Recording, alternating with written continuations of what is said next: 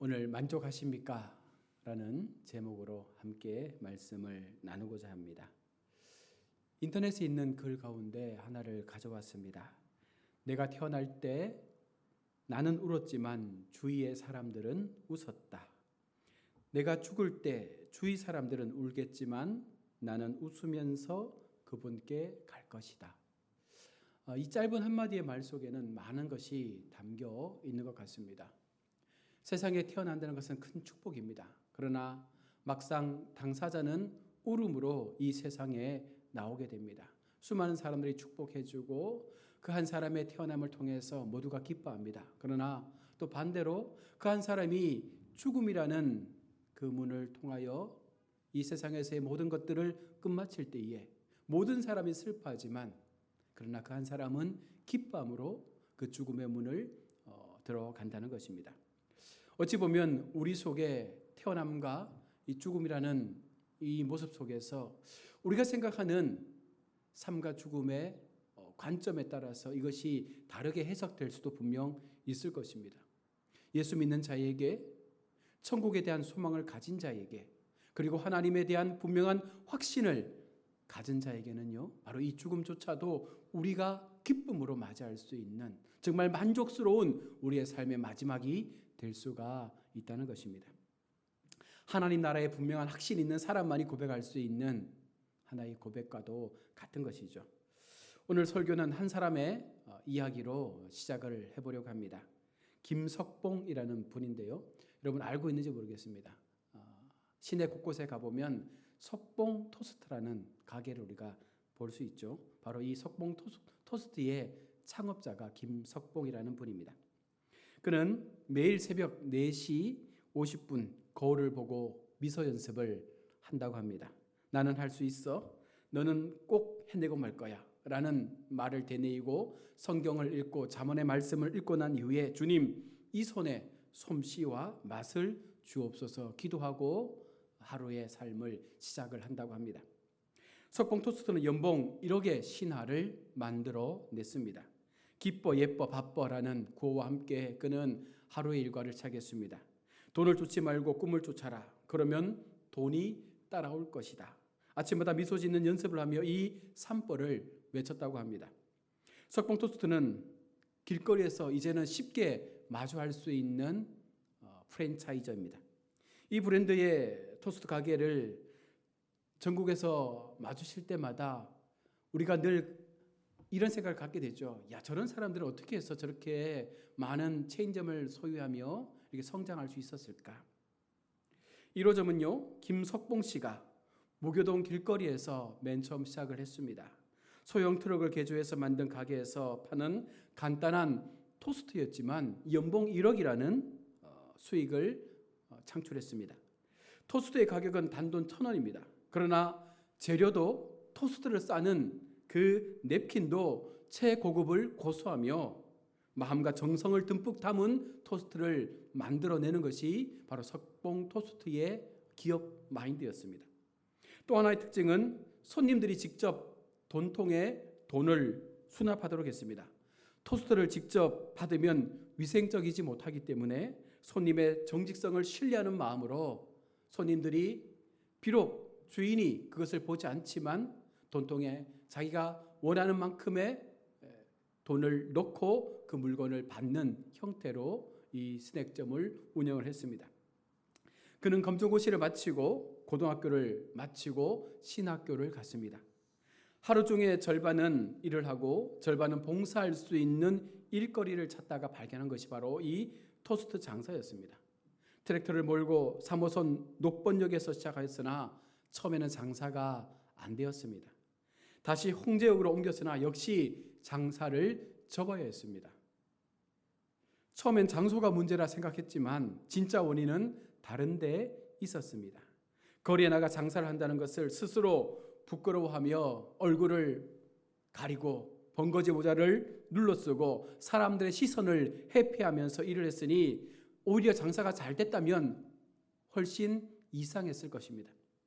그는 마음을 새롭게 고쳐먹고 무교동 코롱 빌딩 근처에서 석봉 토스트라는 이름을 걸고 본격적으로 장사를 시작하게 됩니다. 그는 깔끔하게 호텔 조리사의 복장을 입고 머리에 단정하게 모자까지 쓰고 토스트를 이제 만들게 됩니다. 자기 일에 대한 존중감을 느끼도록 그 스스로가 노력을 한 것입니다. 자세에서부터 달라진 그의 모습과 정성이 담겨져 있는 그 맛을 내는 토스트에 많은 단골들이 생겨나게 되었습니다. 한번 인정받은 그의 사업은 성공 궤도를 달리게 됩니다. 그는 오전에 장사를 끝내고 사직공원과 서소문 공장을 찾아 노인들과 노숙자들에게 정성껏 만든 이 토스트를 나누어 주었습니다. 스스로에 대한 긍정과 성실한 노력이 길을 만든다. 토스트 한쪽에도 긍정과 성실한 노력이 담겨 있으면 새로운 삶을 세울 수 있다라는 이 마음으로 이 일들을 이루어간 것입니다. 자신뿐만 아니라 이웃에게도 희망의 바이러스를 퍼뜨릴 수 있다. 이것이 이 석봉 토스트가 가지고 있었던 하나의 마음이었고 철학이었습니다. 항상 아침마다 거울을 바라보면서 그는 이렇게 산보를 외쳤습니다. 나는 기뻐, 나는 예뻐, 나는 바빠. 하나님이 주신 삶의 목적이 분명했기 때문에 그는 무교동에서 단돈 200만 원으로 토스트 노점상을 시작해서 3년 만에 1억이라는 수익을 만들어내는 큰 기업이 되었습니다. 그의 성공은 산보 정신에서 시작되었다라고 말하고 있습니다. 그는 자신에게 그러한 말에 씨만 뿌렸을 뿐인데 정말 그 말처럼 되어지는 놀라운 일들이 일어났다라고도 말하고 있습니다. 항상 기쁘다고 말하니 기쁜 일들만 자신의 주변에 일어나게 되었고, 늘상 예쁘다고 말하니 늘 자신의 삶을 바라보면서 자신감이 충만한 삶을 살 수 있었고, 날마다 바쁘다고 말하니 손님들이 구름대처럼 몰려드는 은혜를 하나님께서 주셨다라고 그는 말하고 있습니다. 그는 현재 사업가로서의 삶을 살지만 보다 유명한 강사로 더 바쁜 나날들을 보내고 있습니다. 비록 작은 노점상에서 시작했지만 자신을 격려하는 말들을 자신에게 하고 마음에 새겼습니다. 연봉 억대의 사학가가 된 것이 멋진 인생이 아니라 그의 삶의 철학이 그를 더 멋있는 사람으로 만들어 준 것이 어쩌면 더 큰 감동을 우리 가운데 주지 않습니까?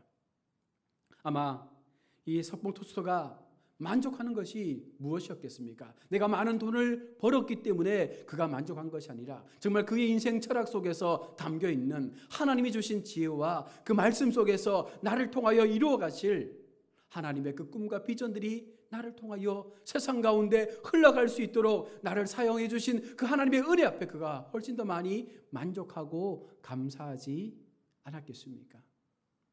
여러분, 우리는 지금의 삶에 만족하며 살아갑니까? 내가 살아가고 있는 이 삶의 현장 속에서 나는 과연 얼마나 만족하며 우리의 삶에 대하여 자부심을 느끼며 살아갑니까? 우리가 생각하는 만족한 삶이란 여러분 어떤 삶일까요? 만족이란 한자의 의미를 보면 모자람 없이 마음에 흡족한 상태라고 말합니다. 사실 이렇게 이 한자의 의미처럼 모자람 없이 항상 흡족한 상태가 되기가 어렵죠. 이것이 잘 되면 이것이 부족하고 또 이것이 채워지면 또 이것이 부족한 것이 인생입니다. 어느 누구도 세상을 살아가면서 모든 것에 완벽한 세상의 모습을 갖출 수는 없는 것입니다. 그래서 우리 삶 가운데 정말 인간적인 방법으로 만족한다라는 것이 어렵죠. 우리는 여기에서 의문을 가지게 됩니다. 모자람이 없다는 것이 가능할까? 모자람이 없다는 것이 무엇일까? 인생은 누구도 완벽하거나 모자람 없는 인생을 살 수 없는데 과연 이렇게 사는 만족한 삶을 과연 누가 세상에서 살 수 있을까? 이것은 최고라고 말하지만 어느 순간 그 최고를 뛰어넘는 또 다른 최고가 나타나는 것이 인생인데 그와 같은 삶 속에서 과연 우리가 만족할 수 있을까? 이 질문에 대하여 성경은 우리 가운데 해답을 주고 있죠. 바로 자족하는 마음입니다. 우리가 만족한 삶을 살기 위해서는 우리 삶 가운데 우리의 마음 가운데 자족이라는 이 비밀을 발견해야 하는 것입니다. 성경은 우리에게서 자족하기를 배울 것을 우리 가운데 말합니다. 자족함이 무엇입니까? 지금의 상황에 감사하는 삶을 사는 것이 자족입니다. 비록 남들보다 뛰어나지 못해도, 남들보다 더 많은 것들을 소유하지 못해도 지금의 상황에 감사하며 그것으로 기쁨을 누릴 수 있는, 그것으로 감사하며 그 마음의 평안을 얻을 수 있는 것이 자족하는 삶이다라고 성경은 말씀합니다. 우리 주변에 보면 어려운 상황에 놓인 사람들을 종종 보게 됩니다. 불의의 사고로 장애를 가지게 되고 환경과 상황으로 인해서 어려운 어떤 자리에 놓이게 되는 모습들을 보게 됩니다. 그럴 때 여러분, 우리의 반응은 어떠합니까? 이 모든 것에 대하여 오히려 감사하고 새로운 삶을 준비하며 이 또한 내가 이겨낼 수 있다라는 마음을 가지고 사는 사람이 있는 반면, 또 한편에서는 왜 내게만 이런 일들이 일어나지? 왜 내게만 이와 같은 어려움들이 생겨나지? 라고 말하며 비관적으로 자책하며 그렇게 하루하루를 힘들게 버겁게 살아가는 사람들을 보게 됩니다. 원망과 불평과 증오로 오히려 자신을 더 망쳐버리는 모습들을 보게 되는 것이죠. 두 부류의 사람들 속에서 한 부류는 자족하며 이조차도 감사하며 이조차도 만족하며 그렇게 사는 사람이 있는 반면, 또 한 부류에서는 이것이 왜 내게만 일어났느냐라는 불평과 원망 속에서 계속해서 자신의 삶을 비관하며 그렇게 더 아픈 자리로 나아가는 사람들을 보게 되는 것입니다. 재활병원에 가보면 많은 사람들이 사고를 통해서 신체의 일부가 장애를 입거나 혹은 몸 전체의 장애를 통해서 어려움에 있는 사람들을 보게 됩니다. 두 팔이 없는 환자, 두 팔과 두 다리가 없는 환자, 하반신이 마비된 환자, 전신이 마비된 환자, 식물인간으로 수년 누워있는 환자, 그 환자들의 마음속에, 혹 그 보호자들의 마음속에 어떤 마음이 있을까요? 두 팔이 없는 환자를 둔 가정에서는요, 내 남편이 혹은 내 자녀가 처음 가졌던 두 팔로 나를 한 번만이라도 안아줄 수 있으면 좋겠다라는 그 마음을 가지고 늘 희망하지 않겠습니까? 두 팔 두 다리가 없는 환자나 가족들은요, 내게 다리가 있어서 정말 내 스스로 어딘가 갈 수 있는, 화장실이라도 나 혼자 갈 수 있는 그런 삶을 살았으면 좋겠다라는 그 마음을 가지고 그 병상에서 환자를 간호하며 그 병마와 싸우며 있지 않겠습니까? 하반신이 마비된 사람은 또 어떨까요? 그 보호자는 어떨까요? 내가 몸을 움직일 수만 있다면, 내 스스로 침대에서 앉을 수만 있다면 얼마나 좋을까? 전신 마비 환자는 어떻겠습니까? 종일 침대에 누워서 아무것도 못하고 눈만 껌뻑껌뻑하고 있을 때 내 사랑하는 가족들을 향하여 내가 오른쪽이든 왼쪽이든 몸을 뒤척일 수 있으면 얼마나 좋을까? 식물 환자는 어떻겠습니까? 몇 년 동안 자녀가 와도, 남편과 아내가 와도 그가 누구인지 알아보지 못한 채 그렇게 누워만 있는 그 사람을 바라보며 눈이라도 마주칠 수 있으면 얼마나 좋을까? 한마디라도 사랑이라고 고백할 수 있으면 얼마나 좋을까? 어찌 보면 한 사람 한 사람 저마다의 절박한 상황 속에서 희망을 품으며 그것을 꿈꾸며 살아가지 않습니까? 그들의 상황이 무엇이 최악이다, 무엇이 최선이다 말할 수 없습니다. 당사자는 그것이 최악일 것입니다. 그 상황에서 벗어날 수 없는 그 상황이 가장 아픈 상황일 것입니다. 그러나 여러분, 중요한 것은 그럼에도 그들 속에 또 어떤 경우에 이만큼 아픈 것에 감사하고 이만큼인 것에 스스로 자족하며 하나님 앞에 기도할 수 있는 마음을 갖고 사는 사람들도 있다는 것입니다. 우리가 그 자리에 가보지 못하면 그 고통이 얼마나 힘든지 알 수 없습니다. 그러나 그들은 그 상황 속에서도 오히려 하나님 앞에 두 팔이 없지만 두 다리가 있는 것에 감사하고, 두 팔 두 다리가 없지만 그럼에도 내가 말할 수 있는 것에 감사하고, 하반신이 마비됐지만 두 팔을 움직여 스스로 밥을 먹을 수 있는 것에 감사하고, 전신이 마비되었지만 그래도 가족을 향하여 눈을 맞추고 말할 수 있는 것에 감사하고, 식물인간으로 누워있지만 그럼에도 여전히 호흡하고 있는 그 한 사람을 바라보며 감사할 수 있는 이 마음들을 갖는 것이 얼마나 여러분 어렵고 힘들겠습니까? 그러나 그렇게 우리가 그 상황을 향하여 이 마음을 가지고 살아갈 수 있을 때 그 속에서부터 우리는 또 다른 하나님이 주시는 무언가의 희망을 꿈꿀 수가 있는 것입니다. 나는 어떤 사람입니까? 나의 인생에 만족하며 사는 사람입니까?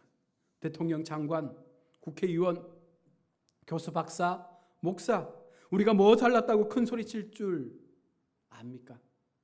다른 사람보다 내가 지위가 높다고, 내가 좀 더 감투를 썼다고, 내가 좀 더 많이 배웠다고 뭐 자랑할 게 여러분 있습니까? 머리 핏줄에 그 하나 심줄 터지면 지금까지 기억했던 모든 것들을 다 잊어버리고, 지금까지 건강하게 살았던 그 모든 건강의 삶을 한순간 그 핏줄 하나가 터짐으로 말미암아 꼼짝달싹할 수 없는 삶으로 떨어져 버리는 것이 우리의 인생입니다. 내가 똑똑하고 걸을 수 있고 움직일 수 있는 것은 내가 잘나서 그런 것이 아니라 하나님께서 내게 주신 은혜의 삶을 살기 때문에 그런 것임을 우리는 분명 기억해야 합니다.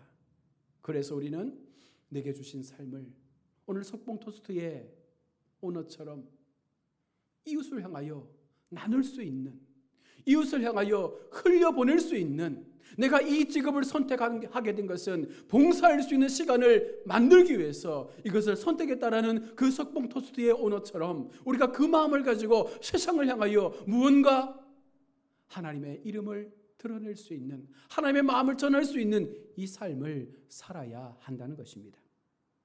바울의 자족하는 삶은 단순히 물질에 관한 것이 아니었습니다.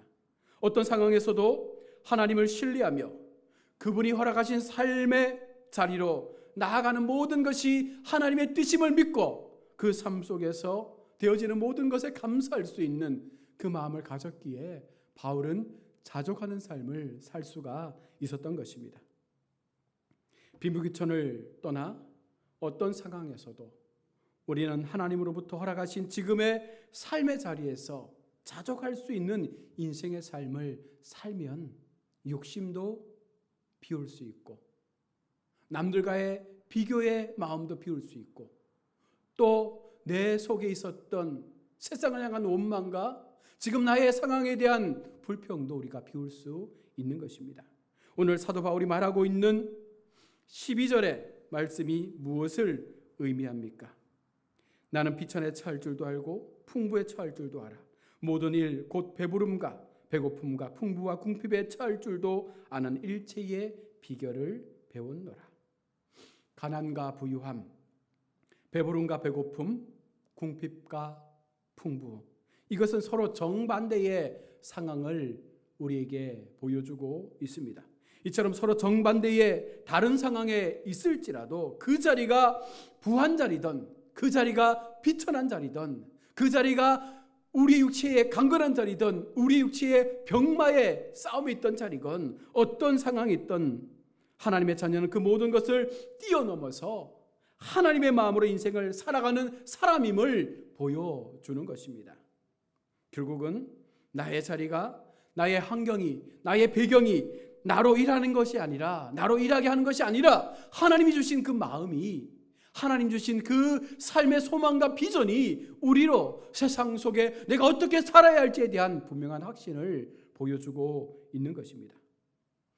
내가 지금 하나님을 향하여 사명을 감당하고 비록 내게 주어진 것이 많고 적음에 있는 것이 아님을 우리가 날마다 생각하며 이 길을 가도록 하신, 나를 충성되이 여겨 나에게 사명을 맡겨주신 하나님의 그 은혜 앞에 우리의 삶을 내어 맡기며 그 믿음으로 나아가는 것이 진정 하나님 앞에 자족하며 살아가는, 진정으로 만족하는 삶을 살아가는 우리의 인생의 모습이 되는 것입니다. 그러므로 여러분, 오해하지 마십시오. 오늘 13절의 말씀은 이야기합니다. 내게 능력 주시는 자 안에서 내가 모든 것을 할 수 있느니라.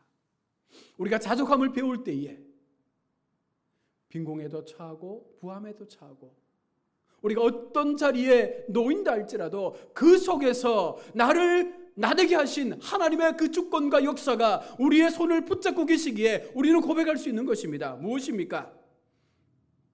내게 능력 주시는 자 안에서 내가 모든 것을 할 수 있느니라. 결국은 내가 하는 것이 아니라 나를 통하여 일하시는 하나님의 능력이 우리 가운데 부어지게 되어질 때에 하나님께서 부어주시는 그 은혜의 능력으로 말미암아 우리가 세상 속에서 더 담대한 일들을 감당하게 하는 것이죠. 지금 우리가 이루어가는 모든 것이 나의 힘이 아닌 하나님의 능력으로 되어진다는 사실을 우리가 깨닫게 되어질 때에 우리는 스스로 자족하는 삶으로 나아갈 수 있는 것입니다. 오늘 석봉 토스트의 오너가 말합니다. 자신의 삶의 철학이 분명했습니다. 하나님 앞에 날마다 기뻐하고 스스로를 존귀한 자로 여기며 늘 하나님 주신 사명 속에서 바쁜 일상의 삶을 살아갈 것이라는 그 믿음의 확신 속에서 그는 최선을 다해 자신의 삶을 살았을 때에 남들이 부러워하는 연봉자의 삶을 살아갔습니다. 그러나 그는 말합니다. 내가 돈을 많이 번 것에 대하여 만족하는 것이 아니라 그 삶을 통하여 더 많이 세상을 향하여 봉사할 수 있는, 나눌 수 있는 그 헌신의 삶을 살 수 있는 것에 감사하고 만족한다. 이것이 하나님의 마음 아니겠어요? 단순하게 부자가 되는 삶이 아니라, 단순하게 많이 버는 것에 만족하는 삶이 아니라 더 많이 나눌 수 있는 삶에 만족하고 더 많이 베풀 수 있는 삶에 만족하고 더 많이 하나님의 영광을 드러낼 수 있는 삶에 만족하는 진정으로 자족하기를 이뤄내었던 그 석봉 토스트의 기업 이념처럼 오늘 우리에게도 그 마음이 있어지기를 원합니다. 오늘 사도 바울이 우리 가운데 말씀하는 것처럼 진정 우리 속에 하나님께로부터 부어진 그 자족하는 마음을 가지고 우리가 살고 있습니까? 내게 능력 주시는 자 안에서 내가 모든 것을 행하고 있음을 우리가 믿으며 내가 아닌 나를 도구로 삼아주신 하나님의 그 능력의 손길을 의지하며 살아갈 수 있을 때 여러분 어떤 상황에서도 어떤 자리에서도 어떤 환경에서도 우리는 능히 우리의 삶을 더 힘있게 살아갈 수 있는 믿음의 자리에 세워지게 될 줄로 믿습니다. 말씀을 맺습니다. 만족하며 사는 삶이란 결코 세상에서는 있을 수 없습니다. 이것 만족하면 이것이 부족해 보이고 이 부족함을 채우면 또 다른 부족함들이 보여지기 때문에 우리는 날마다 그것을 채우기 위해서 열심히 다람쥐 쳇바퀴 돌듯 살아갈 수밖에 없는 것이 세상의 인생사입니다. 그러나 하나님의 사람들은, 하나님의 백성들은 그것을 뛰어넘게 되죠. 세상이라는 그 굴레 속에서 매일 반복되는 인생의 삶을 살아가지 않습니다. 지금 내게 주어진 이 환경과 상황 속에서 비록 이것이 크든 작든 이것에 감사하며 이것에 순종하며 이것을 통하여 이뤄낼 하나님의 뜻과 비전을 바라보며 최선을 다하여 살아가기 때문에 우리는 그것으로 감사할 수 있는 것이죠. 그래서 우리는 날마다 자족하며 날마다 하나님 주신 은혜에 만족하며 우리의 삶의 걸음들을 살아가게 되는 줄로 믿습니다. 이 마음을 가지시고 또 한 주간 새롭게 내게 허락되어진 하나님의 시간들을 믿음으로 살아가시는 우리 모두가 될 수 있기를 주님의 이름으로 축원합니다. 아멘. 우리 함께 말씀을 기억하면서